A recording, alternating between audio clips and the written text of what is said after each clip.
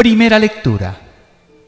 Lectura de los Hechos de los Apóstoles, capítulo 3, versículos 13 al 15 y 17 al 19. En aquellos días, Pedro dijo a la gente: el Dios de Abraham, de Isaac y de Jacob, el Dios de nuestros padres, ha glorificado a su siervo Jesús, al que vosotros entregasteis y rechazasteis ante Pilato cuando había decidido soltarlo. Rechazasteis al santo, al justo, y pedisteis el indulto de un asesino. Matasteis al autor de la vida, pero Dios lo resucitó de entre los muertos y nosotros somos testigos. Sin embargo, hermanos, sé que lo hicisteis por ignorancia, y vuestras autoridades lo mismo.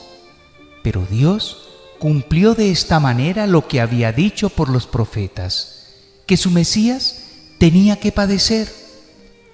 Por tanto, arrepentíos y convertíos para que se borren vuestros pecados. Palabra de Dios, te alabamos, Señor. Salmo responsorial. Decimos: haz brillar sobre nosotros la luz de tu rostro, Señor. Escúchame cuando te invoco, Dios mío, defensor mío. Tú que en el aprieto me diste anchura, ten piedad de mí y escucha mi oración. Decimos: haz brillar sobre nosotros la luz de tu rostro, Señor. Hay muchos que dicen: ¿quién nos hará ver la dicha si la luz de tu rostro ha huido de nosotros? Decimos: haz brillar sobre nosotros la luz de tu rostro, Señor. En paz me acuesto y enseguida me duermo, porque tú, solo Señor, me haces vivir tranquilo. Decimos: haz brillar sobre nosotros la luz de tu rostro, Señor.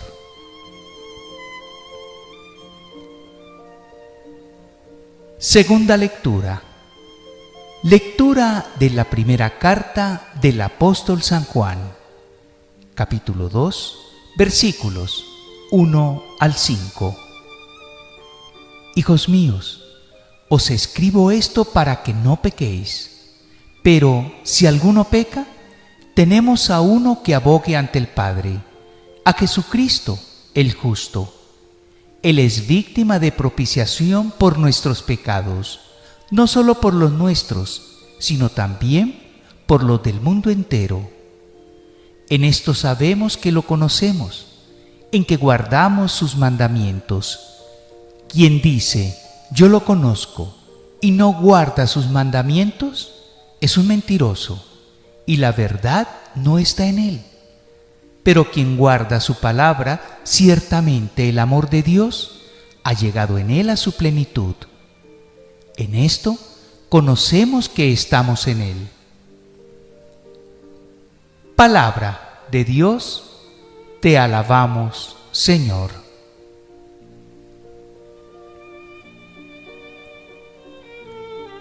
Proclamación del Evangelio. ¿Por qué os alarmáis? ¿Por qué surgen dudas en vuestro interior? Lectura del Santo Evangelio según San Lucas, capítulo 24, versículos 35 al 48.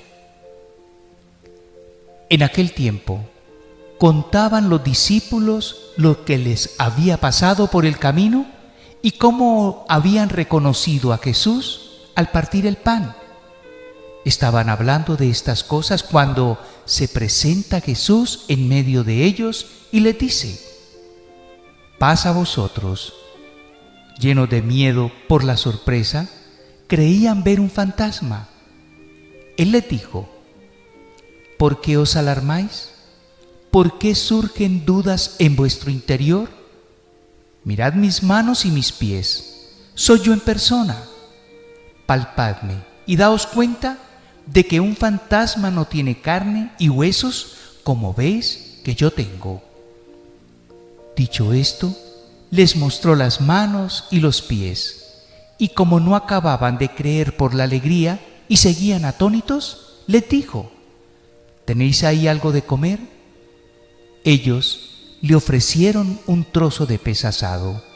Él lo tomó y comió delante de ellos, y les dijo: esto es lo que os decía mientras estaba con vosotros, que todo lo escrito en la ley de Moisés y en los profetas y salmos acerca de mí tenía que cumplirse. Entonces les abrió el entendimiento para comprender las Escrituras y añadió: así estaba escrito, el Mesías padecerá, resucitará de entre los muertos al tercer día, y en su nombre se predicará la conversión y el perdón de los pecados a todos los pueblos, comenzando por Jerusalén. Vosotros sois testigos de esto. Palabra del Señor. Gloria a ti, Señor Jesús. Pequeña reflexión a las lecturas de hoy domingo.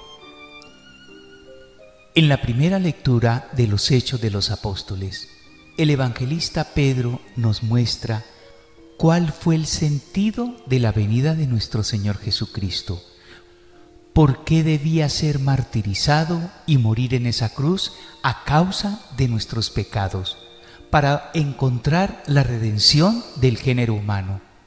Pero también nos señala cómo esa muerte tuvo como únicos responsables a las personas de ese momento que no creían en Jesús, que no creyeron en la misión que venía a cumplir, y que, como lo narra el mismo evangelista, prefirieron a un delincuente, a un asesino, a un salteador, como era reconocido Barrabás, antes que a un justo. Hoy en día, hermanos, la humanidad no difiere mucho de esas personas de ese momento, porque estamos acogiendo todo lo malo, estamos dando por bueno lo que es malo, y lo malo lo satanizamos como bueno. No nos digamos mentiras, hermanos. Estamos aprobando leyes que van contra la misma naturaleza.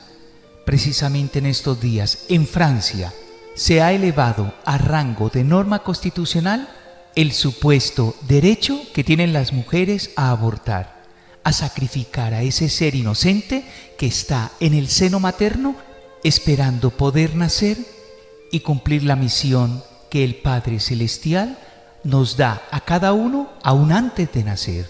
¿Quién puede decir que a esa personita a la cual le han negado el derecho a nacer podría ser un gran científico, un excelente médico, un buen abogado, un excelente padre de familia, o mejor aún, un representante de Cristo en la tierra, un papa, un buen sacerdote?